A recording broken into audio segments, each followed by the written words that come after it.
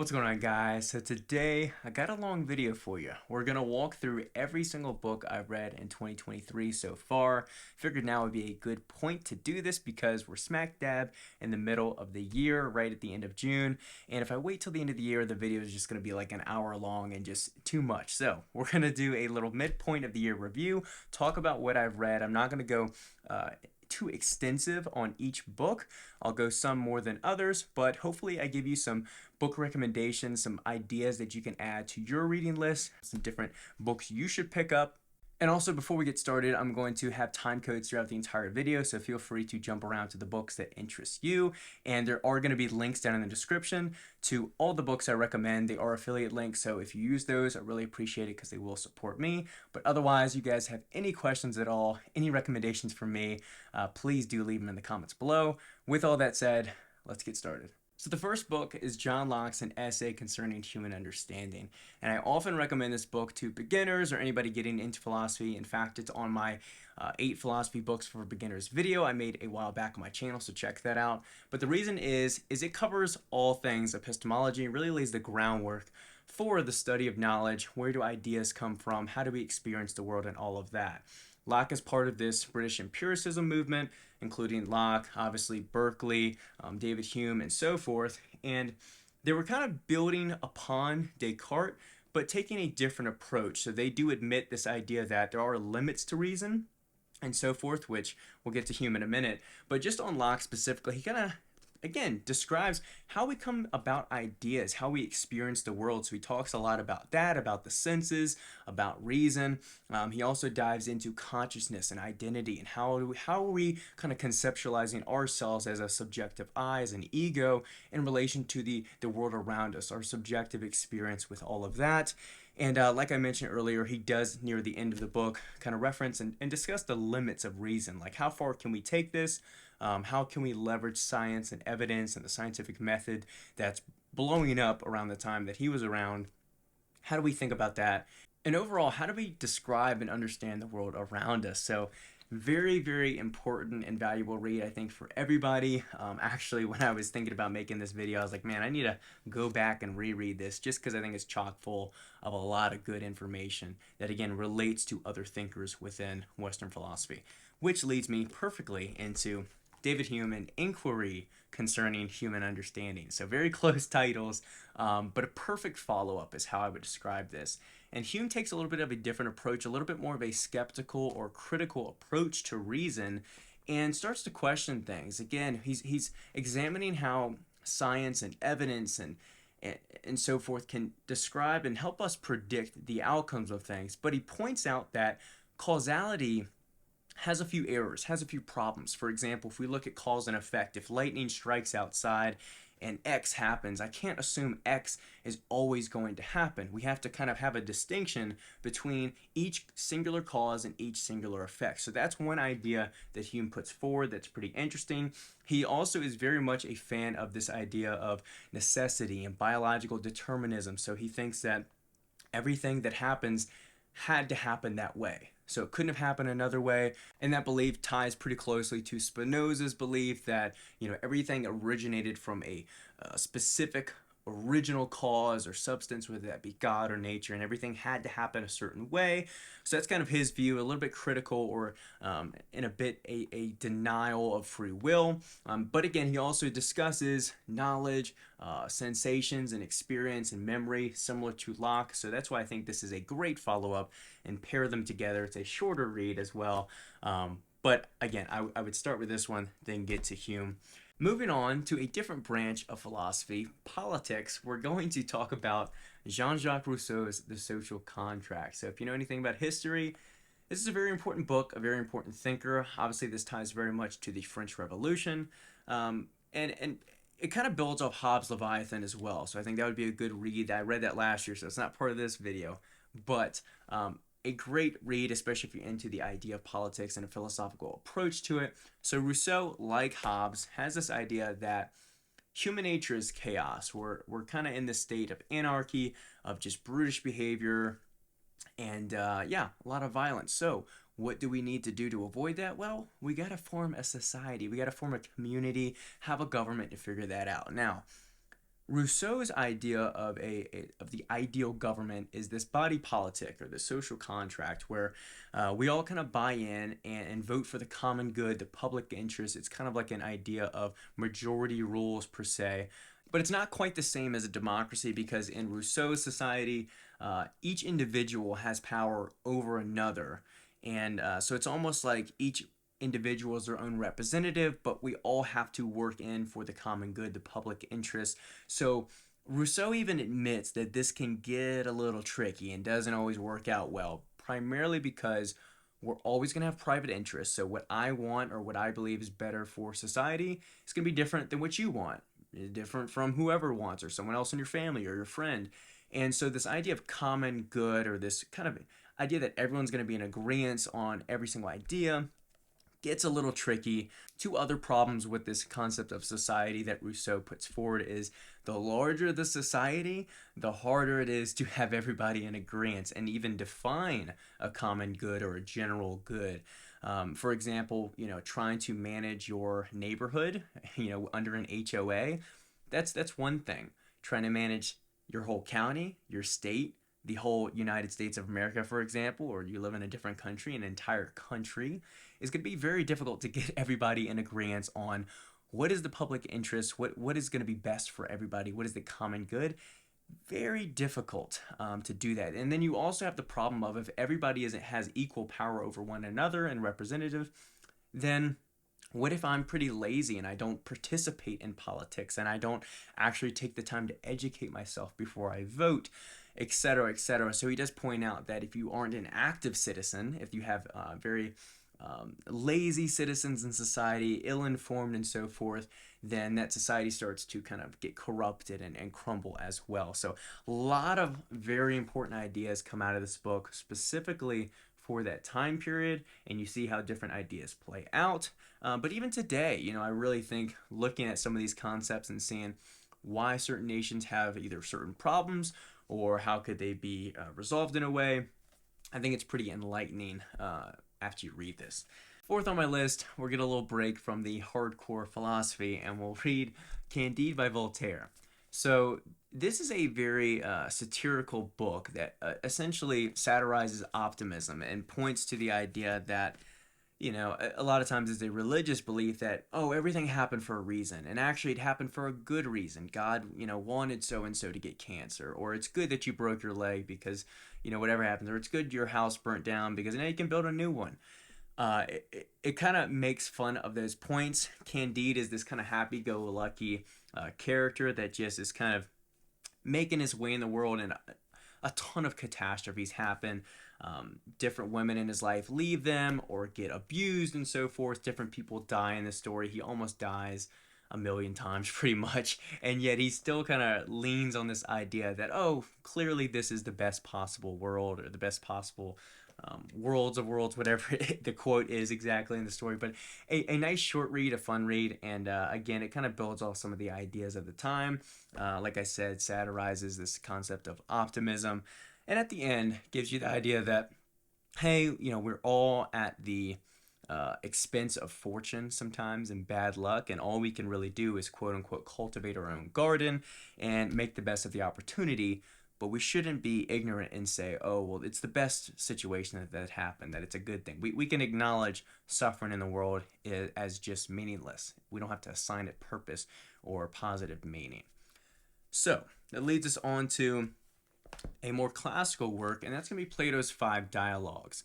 Now, I'm not going to expand too much on this because each dialogue is a little bit different, but if you know anything about Plato and his works and so forth, and Socrates, is it's a very different structure than other philosophical works that are maybe written in like treatise kind of formats. So it's this dialogue back and forth, hence the name dialogues and so forth. And all of Plato's dialogues as well are written in a similar way, but they tackle the idea of existence of God. You get Socrates while he's in jail in these stories as well. So a good foundational read. I'm going to say I'm not the biggest Plato guy.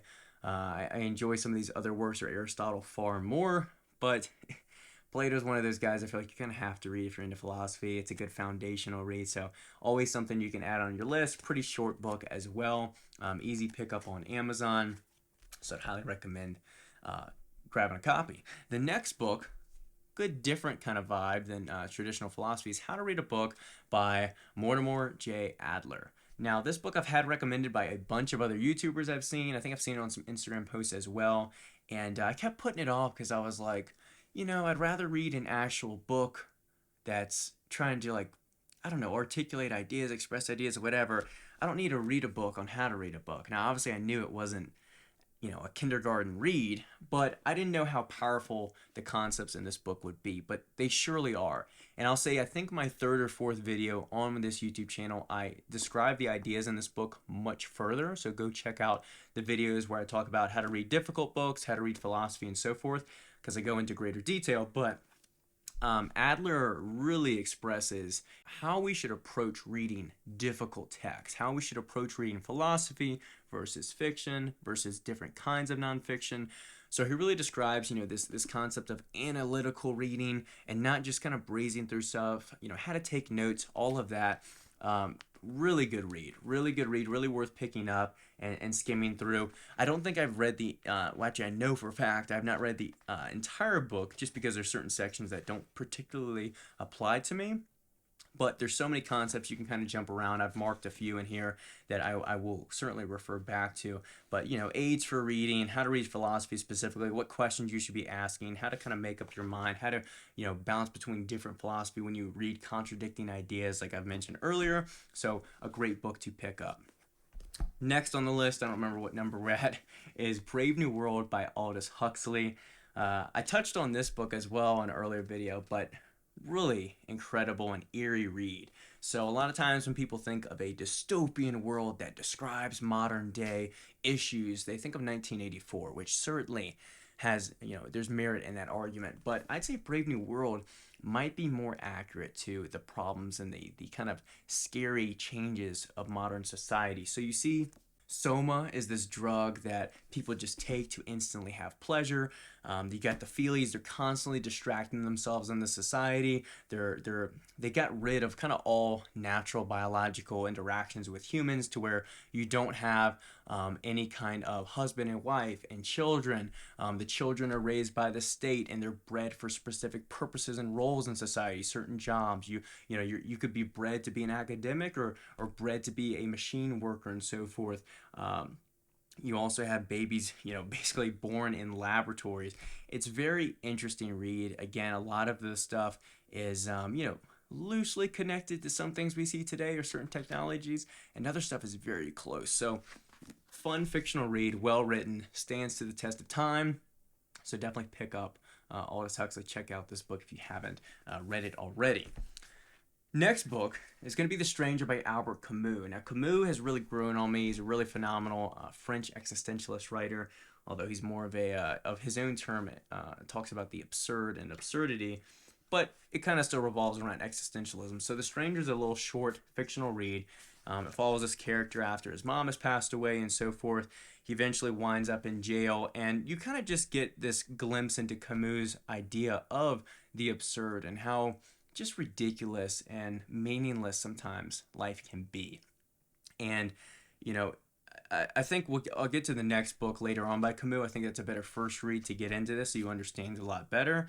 But a fascinating read nonetheless. Again, introduces you to some of these concepts, and it's pretty entertaining as well, especially some of the thoughts that the main character has when he's in his prison cell awaiting for his execution. I found very enlightening and introspective. I haven't read any kind of dialogue or internal dialogue from someone who's on like death row before, and it was fascinating. It was very fascinating. So get this other pile over here, and we'll continue on. All right. So this is the book that everyone praises, Critique of Pure Reason by Immanuel Kant.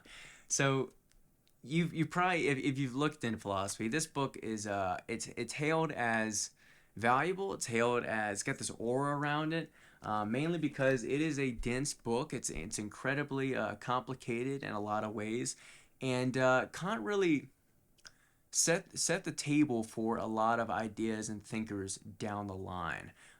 He's hated by some, he's loved by others. So, this book is really challenging. I'm not going to lie to you and say I got everything out of it. My strategy, as I talked about in a past YouTube video, is with these difficult books, you just got to power through them. Just get them done. And the reason I say that is because if you take way too long, you're trying to, absorb every single page, it's going to take you forever and you might just confuse yourself more. So my strategy is get through the book, and then by the second time you reread it, the things you read earlier are going to start to make more sense because you'll go, oh, I know where he's going with this. Oh, this is how that concept connects to this. And it all starts to make a lot more sense. So, as far as the book itself, very interesting. Kant presents these ideas of a priori and a posteriori and so forth. So, a priori are these kind of innate or inherent concepts that we understand. The two main specific ones he points forth are space and time. So we can't imagine existence outside of time. So we inherently experience and understand this idea of time, right? Same thing with space. This book is existing right in front of me. It's in my hand. This camera is right in front of me. I can only imagine things in space. I can't imagine anything outside of space and time. So these are inherent. I don't have to learn them. I don't have to figure them out through like experience per se. So that leads us to a posteriori, which is stuff you learn by experience. So if you go outside and you touch the grass outside, you're like, okay, this is what grass feels like, what it looks like. If it rains outside, we can study that and figure out what that is. It comes from the clouds or precipitation and so forth. But that requires observation, requires experience. We don't know it inherently from birth and so forth. So he presents some of those ideas. He also talks about the things that we don't understand or that we're limited by reason, hence critique of pure reason, or things within the noumenal world, which is essentially this idea of, things outside of space and time, outside of our sensations, outside of things that we can actually sense in the world, which is why I recommended you guys read John Locke's essay concerning human understanding. So you have an idea of epistemology and metaphysics and an idea of like how we experience the world. Because Kant kind of lays the hammer down on that and says, hey, there's limits to this because reason is great and helpful, but it does have its points because we can't imagine a world or experience outside of time. Even our subjective experience, we can't really imagine exactly what someone else is experiencing. He brings up his categories and so forth. Again, I'm not gonna lie and say I understood every single thing in this book. That's why I tabbed this sucker up and and wrote plenty in it, wrote a ton of notes. I'm gonna come back to it in the future. But it's kind of one of those books where I wouldn't say you have to read it, but it's kind of an important read and it makes sense. Everything else makes more sense if you can just get some of the concepts out of this. Moving on, we have Johann Fichte's The Vocation of Man. I discussed this in a video I believe I titled 3 Philosophers You Should Read. So I discussed this more there, but just to touch on a few items from this, is it's very centered around consciousness and self-consciousness and identity and selfhood and so forth. So I found it to be pretty fascinating. Fichte is part of that German idealism movement that kind of starts with Kant, but he kind of has his own approach. He doesn't dig into the same concepts, and it's a pretty short read. So if you're interested in consciousness, subjective experience, all of that, very good read. Moving on to The Myth of Sisyphus, which is a book I recommended earlier when we were talking about Camus, just because I think Camus has a bunch of fiction books, whether it's The Plague, The Rebel, The Fall, The Stranger, but The Myth of Sisyphus really is like a straightforward, here's what I'm trying to talk about, here's what I'm trying to describe, here's my philosophy.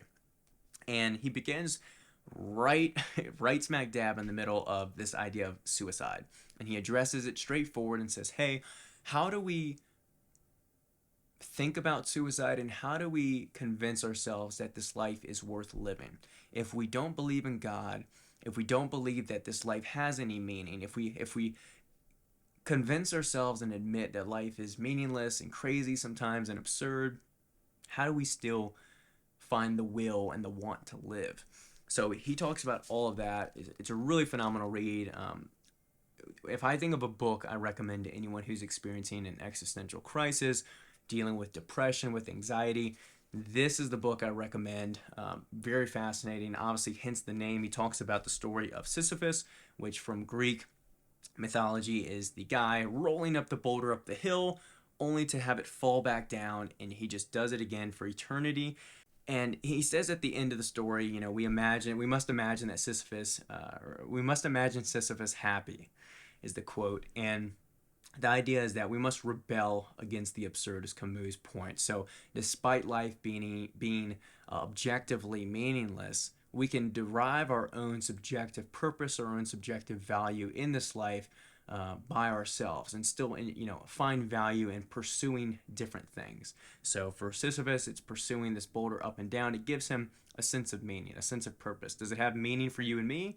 No, but for Sisyphus, it does. So, that's kind of the concept in there.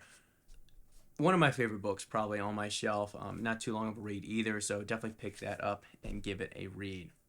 Moving on, super short one. It's actually a play by Samuel Beckett, Waiting for Godot. So I saw a video or two on YouTube about this. I was like, let me check it out. Wasn't my favorite, to be honest. I didn't enjoy it that much. I think you can get the concepts without reading the whole book. But the idea is it's these two guys are waiting on a bench and so forth, and their friend Godot is supposed to show up.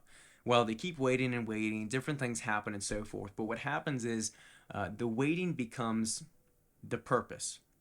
So it kind of talks about how we're constantly waiting for things. We're waiting for the bus stop. We're waiting for the next job promotion. We're waiting, always waiting for the next great thing, instead of just enjoying the here and now and so forth.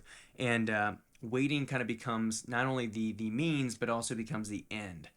So waiting becomes an end and a purpose and a value in and of itself. So, interesting concept and read nonetheless, especially in a society where we are constantly in this hedonic treadmill, just thinking about the next thing and waiting and so forth. But I will say, not my favorite read, but it is super short. I think it's only like 100 pages. Next up is Philosophical Inquiries into the Nature of Human Freedom from Schelling, who's also part of this German idealism tradition. And this book really explores existence, good versus evil, and also freedom versus determinism and so forth. So some of these ideas we've already discussed earlier. Schelling takes a spin at it, takes a crack at it. And a lot of what I got out of this book was this kind of dichotomy, but also relationship between good and evil. So not just evil over here and good over here, but kind of how they are codependent upon each other. Like goodness is only in relation to the absence of evil, is essentially how Schelling puts it. He believes that humans are born into a negative, evil world, and it's our job to kind of head towards the light, head towards reason, to reach the good. And so it's this interesting dynamic between the two. Again, I also kind of talked about how he examines the existence of God and free will, determinism, all of that. So Schelling's an interesting read. Probably a little bit more difficult than Fichte, but at the same time, probably a little bit easier than Kant. But again, I think a good follow-up complementary read after you read some of these other German thinkers. Next up is a fictional read, a good thick book, and that's Dostoevsky's Demons. Also, I think called The Possessed in some translations. But really good read. I'll say this is the first Dostoevsky book I read. And, I heard it's some people's favorite book, supposedly, so I was like, let me start with that one. And I don't regret starting with it, but I think the first half of the book, I got a little lost in the sauce, so to speak. A little lost as far as all the details that were there. And part of it, I think, is I haven't read fictional works in a while. And then the other thing is, Russian literature, I wasn't overly familiar with it. So, how the names are structured in society and, I don't know, some of the terminology in different towns and everything, it just took me a little bit of a while to start connecting the dots. By the end of the book, I'm not going to spoil everything, but so many things happen, hell breaks loose, and there's different deaths and murders and so forth. And man, it's gut-wrenching, a gut-wrenching ending. And for that reason, I really enjoyed it. I can't wait to reread it again in the future when the time comes. But I will say, it took me a little bit to kind of remember the stuff I read earlier, and part of it's just a long book. So, but very enjoyable read if you are trying to get into Dostoevsky. This is a good book, and Russian literature overall. I've read a lot more Dostoevsky, which we'll get to in a little bit. Next, we have another doorstopper, and that is Hegel's Phenomenology of Spirit. And just like Kant's critique of pure reason, this book has an aura around it where people think, man, if I can just understand and conceptualize Hegel, then I'll be smart. It's just like this summit, right? It's like the Everest of books in a sense. And I'll say I think this is the only edition you can get. I think it just breezes, yeah, like just under 600 pages. But every page, I don't know if you can tell, is like top to bottom just covered with words. Hegel is not the easiest read. He's not a fun read. This book touches on so many concepts. I really can't point out too many to you. And yeah, the margins are small and it is just dense. Not just physically, but intellectually super, super dense. Again, one of those books where it's like, did I really need to read it? Somewhat. I think it's, again, one of those mountains you just want to, get to the top, say you read it, and move on. Come back to it a little bit later. But some of the ideas, just to reference, a lot of consciousness and ego and subjectivity and all of that. I think he has good ideas and works on this concept of, the subject, the ego, the I only exists in relation to others. So you have this kind of relationship between subject and object, and all of that. Again, he builds off some of these ideas from Kant and a lot more. There's just, again, I'm not going to profess that I understood everything. I certainly did not. But before I move on real quick, I do want to say, if you are reading this book currently or you plan to read it, I cannot recommend this YouTube channel enough. Dr. Gregory Sadler's, he has a whole series on half-hour Hegel. He has an incredible and just insanely large catalog of videos on all philosophy, but specifically he has a half-hour Hegel series he's been doing for, I think, almost 10 years, where this book is broken up into what is it? I don't know, hundreds of paragraphs, and he spends like a half hour on every paragraph. Not every single time. Sometimes there's like 2 or 3 he'll merge into one video. But if you have the time, I kind of would listen to one every 10 paragraphs, or one every morning along after I would read for an hour, then watch one of the videos. Incredibly resourceful and helpful. So if you are reading Hegel and you're like, hey, I just want to understand some of this and I'm struggling, definitely check out Gregory Sadler's YouTube channel, specifically his half-hour Hegel series. But let's continue moving on. We have the works of Schopenhauer. So I picked this up at a local bookstore. It has some used books, so I don't know if you could just pick this up easily. If you are looking to pick it up, there's a bunch of different versions, but this publisher, I believe, is called, they're Walter J. Black editions. So this one's actually from 1932, but I have Francis Bacon over there and Nietzsche on my shelf as well. But this Works of Schopenhauer has 3 different Schopenhauer books in it. It has The Wisdom of Life, The Art of Literature and Studies, and Pessimism. All of those were really good. I didn't know that much to expect with Schopenhauer. I've just seen a number of memes or short talks about him where, he just sounds like a really negative, pessimistic guy. And I think in some of his works he is, and he can be. But I found this book just really interesting. I mean, I couldn't put it down. I kept reading it. I read it really quick, I think, for considering the length of it. And just really good information as far as thinking about, how we experience boredom, how suffering is kind of just part of life, but we try and seek these different frivolous pleasures and distractions from boredom to absolve ourselves from thinking about existence and death and so forth. But also those less existential or metaphysical topics as well in here. In The Art of Literature, he's talking about how a lot of times we're reading too much. And what he means is the person who always is reading and always taking in external information, we're not giving ourselves time to think for ourselves, internalize things, come up with our own ideas and imagination. One quote that exemplifies this is where he says, "But he who is guided by his genius, he who thinks for himself, who thinks spontaneous and exactly, possesses the only compass by which he can steer aright." So the idea is, yes, read, learn from others, do all that, but also take the time to sit in solitude and think for yourself and come up with your own perspective on ideas, So really, really enjoyed Schopenhauer. I want to get to his larger magnum opus, which I'm going to, again, butcher the name of, something with The Will in the World and as representation. Anyway, I really enjoyed Schopenhauer and highly recommend you guys check out those works or get this edition if you can find it somewhere. Next up is some more Dostoevsky. So we have Notes from Underground.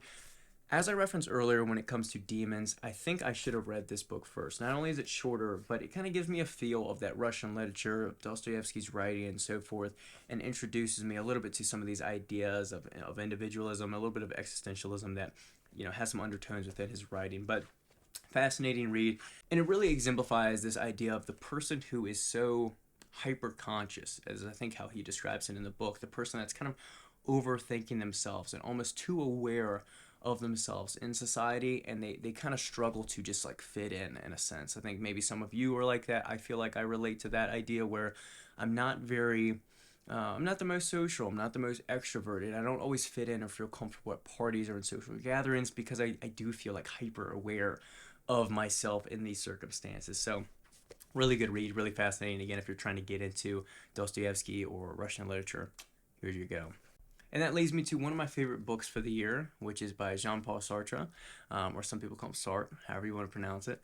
But Existentialism is a Humanism. So if you know anything about Sartre, existentialism is his jam. What that really encapsulates is these ideas of the individual and a purpose and a meaning secular from religion, or I guess religion is secular, but the idea that, hey, we don't need to define our purpose to God. There isn't a definitive purpose or meaning in life, but what we can do is define our own purpose, define our own meaning, find our own values, and value our lives through the pursuit of our passions and so forth. So for how short this is, it's a phenomenal read. It's actually a lecture that was basically turned into a short book, a lecture that Sartre gave, I believe, in 1945, I believe it says here. So really, really valuable read if you're into existentialist thinkers, Kierkegaard, Nietzsche, which kind of earlier, and then into the 1900s with these French thinkers, whether it's Simone Beauvoir or Sartre or Camus. Good book to read to just kind of, again, getting more direct, right in your face. What is existentialism? What are these ideas we're talking about? This is the book for that. Next up, a little bit more fiction. We got a couple fiction books here to talk about, and that is Tolstoy's The Death of Ivan Ilyich. There's a couple other stories in this Penguin edition, but specifically The Death of Ivan Ilyich. Pretty interesting read. I'm not going to say I really enjoyed Tolstoy too much. I read some of the other stories. I wasn't as drawn in, to be honest. I think it's different for different people, but I'm not a huge Tolstoy guy, at least so far. But I did enjoy The Death of Ivan Ilyich. It really, I think, exemplified this concept that a lot of us sometimes forget that we are just as capable of dying as the person next to us. So sometimes we see something awful happen to somebody and we forget that's not us. And it also ties into some of these ideas of caring about your family. And sometimes we're always in this pursuit of the next big house, the next big income, the whatever it is. And in the story, you see that Ivan Ilyich, when he is ill and he's on his deathbed, none of that matters, and he realizes, man, I spent all this time chasing these frivolous things, and I should have just been enjoying and appreciating life and my wife and my family and so much. So it's an interesting reflective piece. Tolstoy writes a lot of books about death because apparently that was something he really wrestled with, was how to face death and so forth. So interesting read. Not a huge Tolstoy guy, but maybe down the road. Maybe down the road my palate will change. Next up, got two books from Franz Kafka. First up is The Metamorphosis, and there's actually other stories in here as well. I really enjoyed the Penal Colony. I think there's another one I enjoyed, but the main one being The Metamorphosis is probably the most popular work, but a really interesting read. So all of Kafka's work, I think it's called Kafkaesque, if a story is like this, but Kafka just throws his characters into these really strange situations. So, The Metamorphosis is about this guy. He wakes up and he sees himself as an insect. He's an insect in his bed, and it's completely random, and he's trying to he kind of doesn't even question it. He just goes, well, shoot, I gotta figure out how I can get to work and so forth. He ends up living with his family. His family, again, they see him as this monster and this insect, but they almost don't react as crazy as you'd expect. And I don't know, it's an interesting read. I didn't enjoy it a ton, but it's, again, one of those where it's have you read The Metamorphosis? So there's a little bit of if you're gonna read Kafka, you should read his most famous work. But one book I enjoyed a little bit more from him was The Trial. So The Trial, again, as it would be with Kafka, weird situation arises where a character, as the story starts, he's basically being interrogated and charged or indicted for some crime. They never say what the crime is. We never get to any kind of resolution of what it was from or what it is.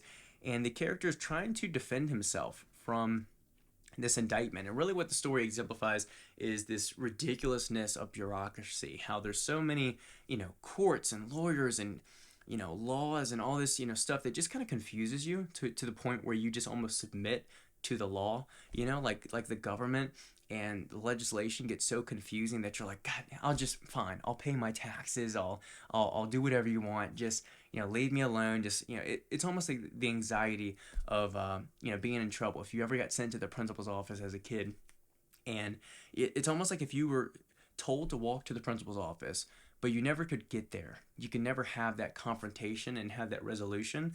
And I won't spoil the ending, but I enjoyed this more. It's a longer read than the Metamorphosis, but Kafka's a fascinating reader. He's definitely not replicable. You're not going to go, oh, someone else writes like him. He's pretty unique in that way. All right, so almost time for a seventh inning stretch. If you made it this long on one take, or maybe you're jumping around, but we only got a couple more here. So next up is Soren Kierkegaard's Two Ages, or you could find it The Age of Revolution, The Present Age. It's essentially a literary review. So at first when I bought this, I was scared I bought the wrong book. I thought I bought a review of Kierkegaard, but I didn't. So Kierkegaard actually wrote this book in response to reading another writer's work. See if I can get to a story of everyday life is what it was about, or what the review was of. And so within this book, he's reviewing and kind of adding some literary criticism to the story and discussing the characters and the dynamics and so forth. But within that, even absent of reading that book, because I haven't read the book he's reviewing, you get a really good idea of concepts of society and so forth. One that I think really stands out is how the individual withstands collectivism in society. So for example, if I'm interested in something, right, I'm by myself, I have a specific interest or passion, and I find other people with that passion or that interest, and so we form a group, right? Well, the group only makes sense and it is only strong if it's glued together and it's welded by this shared passion or interest. But what he points out is, you have this triad of individual, idea, and group. But if you remove the idea, or you remove the individual, you kind of have this group that has lost any sense of individualism, or you have this group that has, it's just a riotous collectivism or collective of people that aren't even sharing the same values. They're just there kind of mindlessly. And I think we see this a lot with politics nowadays. But it really discusses and had me thinking about, where does the individual fit in society? How do we retain individualism while also working coherently with other people in a functioning society? So there's a little bit of that going on, some other things as well as far as passion and a little bit of relationship as well, but really enjoyed it. Pretty short read as well, and I just really enjoyed Kierkegaard's writing as well. I find it pretty beautiful. Next up, another thick book, and a more modern writer. It is David Foster Wallace's The Pale King. Now, this isn't his most famous work. That would be Infinite Jest, which is over on my shelf. I have not read it yet. It is a chunk, but I will read it very soon because I really enjoyed his writings, his ideas. He has great commentary on consumerism and modern culture and all of that. I'm not going to talk a ton about this book, primarily because the last video I just posted was all about the power of choice and David Foster Wallace and so forth. So check out that video if you're interested at all in him. I think he's one of the greatest minds of recent that we've unfortunately lost, but luckily we have a lot of his works still here around. Moving on, we have The Collected Maxims and Other Reflections by François de la Rochefoucauld. I probably pronounced that really bad, but I tried my best. It's French. He was a noble or a more wealthy individual in that society. And what he did over years with his friends was he was writing down these maxims, as he called them, or kind of truths about people, about the world, about society. And so, through these different conversations and observations he would make, he kind of write down things and kind of lessons learned, And so this book is very much structured like meditation. So I know a ton of people have read Meditations by Marcus Aurelius. It's a lot of people's favorite book. But if you're looking for something that's similar but not around Stoic philosophy, check out La Rochefoucauld. Really good works. I actually want to read off two quotes for you guys, just so you get a feel for what it's about, and sell you on the book a little bit. So he says, "We are more able than willing, Often we imagine that things are impossible because we want to excuse ourselves in our own eyes. And then another quote is, "We are lazier in our minds than in our bodies." So anyway, there's I think 400 maxims in here. I didn't love every single one. Not every single one had me like, wow. But really good ideas in here. Pretty easy read. I like this Oxford edition. It actually has the French on the opposite side. I don't speak French though or read it, so I was just using the English side on this side. But really fascinating. Like I said, if you are trying to introduce yourself a little bit to more philosophical topics and you really liked Meditations, check out that book. And the last one that I finished reading this year is Heraclitus' Fragments. So Heraclitus is actually a pre-Socratic philosopher, so before Plato, before Socrates, and so forth. And unfortunately, we don't have much, hence the name Fragments. So really what you get is just, little blurbs, little sentences, at most, and a half-assed paragraph, basically. But really valuable ideas in here. Probably the most famous, or one of the most famous, is the idea that you never step in the same river twice. Every time you step in that river, you're a different person than you were seconds ago, months ago, years ago. And that river's different. The water that you stepped in originally is gone. It's flowed down and so forth. And life is like that. Life is in flux, which is another concept Heraclitus puts forward, which I find you can go as deep as you want with that idea, but life is constantly moving. Nothing is ever stagnant. The present is almost an illusion because we're always hurling towards the future. A lot of interesting ideas when it comes to metaphysics, existence, all of that in Fragments. And again, one of the older pieces of philosophy that you can read. So pretty short read, interesting as well. And then real quick to round out this, I'll tell you my current reads. I typically read 2 books at a time. Has been my strategy, and what I enjoy, I'll read in the morning, then I'll read in the afternoon, and I read like a more intense intellectual book, so any kind of philosophy in the morning. So right now I'm reading Letters from a Stoic by Seneca. I really like this hardcover edition too, and really enjoy that so far. It's kind of like my second Stoic book that I'm really reading, and the ideas are great. I'm sure like you, I've seen the quotes a million times on Instagram, so I've heard a ton of Seneca quotes, but just getting my own read, that's why I always tell people that you need to read primary sources, not just the Daily Stoic. I mean, Ryan Holiday's great. If he gets you into philosophy, I'm happy for it. If he adds value, I'm happy about it. But read the primary source. Read the actual books themselves. Don't read books about the books, if that makes sense. Next up, I'm currently reading, I typically like to read a fictional book in the evening, and so that's been Dostoevsky. It's been the Brothers Karamazov. I'm like halfway through right now, and I enjoy this probably more than Demons. Again, I think only because I know what to expect a little bit with Dostoevsky, but fascinating book so far. Really enjoyed it. I love just his writing. It's very deep and powerful, and he kind of wraps you into his characters and so forth. So that's what I'm currently reading. I got some other books on my shelf that are to be read and so forth, per usual. But anyway, that is all 26, 27, whatever number it is, books I've read for this year. If you guys have any questions on them, or more so, if you have recommendations for me, leave them in the comments below. Hopefully you got something out of this. You can add some of these to your list, because I think if you're like me, you're always looking for another great, valuable book to add to your list. And there's so many great books and philosophers to dig through. We're never going to read them all, but that's the beauty in it. You can never finish that. There's always more to read, always more to reread, and so forth. So hopefully you guys enjoyed this video. If you did, drop me a like. Again, all the books are linked down in the description below. Subscribe for more content like this. I know I've been a little bit slower with content, but I plan on getting back on a regular routine very soon. Been traveling a lot and so forth, but appreciate very much all the support. Excited to see where this channel goes before 2024. And I'll catch you guys in the next one.